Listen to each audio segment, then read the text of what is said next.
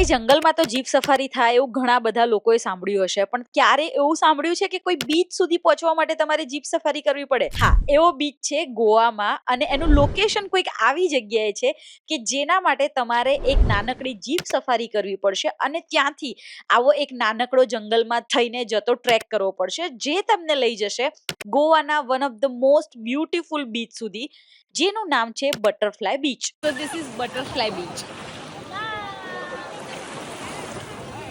एकदम क्यूट नानो and hidden place છે ગોવાનું. તો સાઉથ ગોવામાં આવેલો આ બટરફ્લાય બીચ એક યુનિક છે એના લોકેશનના કારણે, પ્લસ અહીંયા પહોંચવામાં થોડી મહેનત લાગતી હોવાથી વસ્તી પણ અહીંયા ઓછી હોય છે.